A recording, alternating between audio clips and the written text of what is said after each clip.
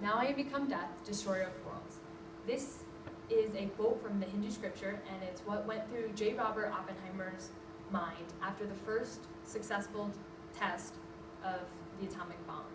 Now, as you all know, 2 atomic bombs were dropped on Japan during World War II. The first was dropped on August 6, 1945 on the city of Hiroshima, and you can see this in the image on the left. The second was dropped just 3 days later on the city of Nagasaki, which you can see the ruins on the photo to the right.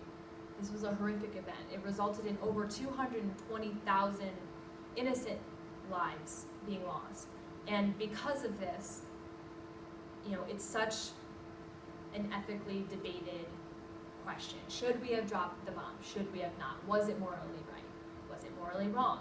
Today, I'm going to take a different approach by looking at the character of J. Robert Oppenheimer, who is considered the father of the atomic bomb.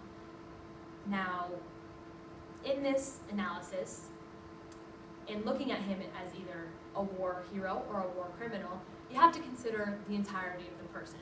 So I'm going to be telling you about his childhood and upbringing, his motivation, the context of the time and his image, as well as his feelings after the bomb was dropped. All of these things will hopefully give you an understanding of who he is as a character, and also show you that although he shouldn't be considered a hero in the classical sense, a war hero in the classical sense, he should be considered an American hero because of his development of the atomic bomb. Now, for starters, Oppenheimer grew up in a wealthy household, and this contributed to, how he was raised, his values, all of that. For example, he attended the Ethical Culture School, and this school was one of the best private schools in New York, and it provided him with moral lessons at a young age. Every year they would have one, and you could tell that these influenced him and his thoughts in the future. Additionally, because he had money, he didn't have to worry about a career path. He could choose kind of anyone that he wanted. He had the freedom to do that. Money was no object. His parents also played a huge role in his development and his future. For example, they were extremely strict, which made him want to be a perfectionist and achieve success to impress them. His nationalism also stems from his father, as his father came over from Germany, but desired the American dream, wanted to be an American so badly. He wouldn't even speak German in the home. He denounced his Jewish roots. He wanted to be an American, and this was perfect because that nationalism was huge during World War II. Total war was happening. All nations were throwing everything they had to support this war effort. And because of that, Oppenheimer felt, he had to do, he was stepping up to meet that need. To give you an example of how great this need was, 100,000 scientists, over 100,000 scientists were involved in the Manhattan Project. That's a huge, huge number. Additionally, you can look at the public image of both Oppenheimer and scientists at the time. Scientists were kind of considered to put it from a journal, the exemplars of social responsibility. And he fit this mold, the way that articles would talk about him. For example, just simply his love of riding horses got translated in an article in Times Magazine to, this rugged cowboy persona who loved the outdoors. So, it made him more relatable to the public. He wasn't just this bookish, nerdy guy. He could,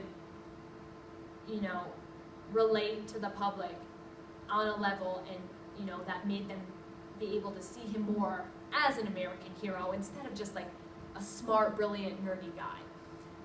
Additionally, and probably most importantly, when you kind of look at his motivation and character, you can see these heroic inclinations. For example, one of the sources I had was just a collection of a book which had a collection of letters in it, and in these letters, he,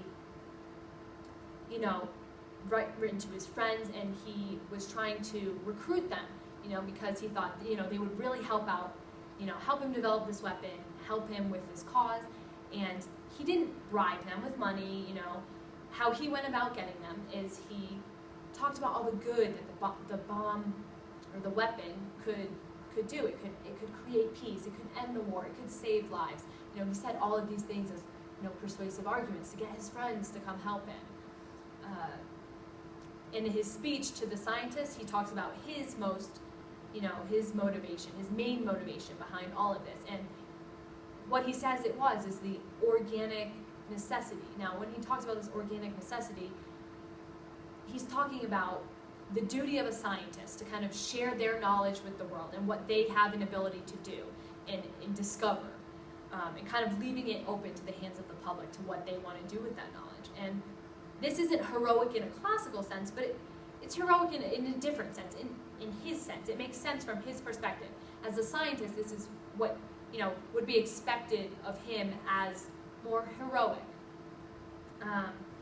And additionally, in another letter, he writes about how he actually wants a pay decrease. Not only is money no object, but no, he thinks he's being paid too much to create, this atomic bomb. That blows my mind. It was just so selfless. He didn't even care. He wanted less money for what he was doing. However, you can't just look at all the positive things. There were people who thought negative things about him. He did create a weapon of mass destruction. While he may say, he didn't drop it, he just developed it, gave it to the world, there are people who say it was morally wrong. Could someone else have done the same? Yes. Did he think that they would have if he hadn't? Yes. But that isn't necessarily the case. In 1954, he was actually put on trial for, to revoke his security clearance because they considered him a threat, particularly with his associations to communism. And this helped him, it helped show that the public was still behind him at that time. Even though there were negative opinions on him and he could be classified someone as a villain, as this trial was kind of trying to do, he still got many letters with support and help that he was considered a hero. Additionally, his actions kind of after show that he,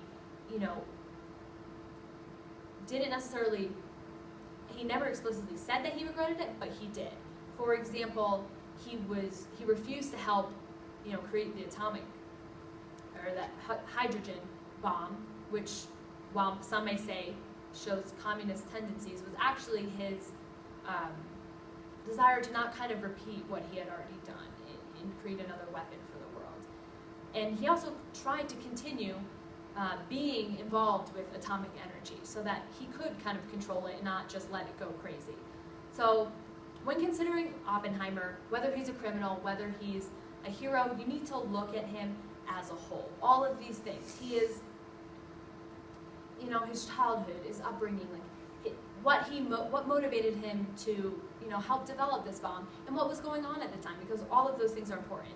I believe that he thought he was doing what was right for the nation, and what his part and what he could do. And so while many innocent lives were lost, he still did help end World War II and save many American lives. And therefore, he should be considered an American hero.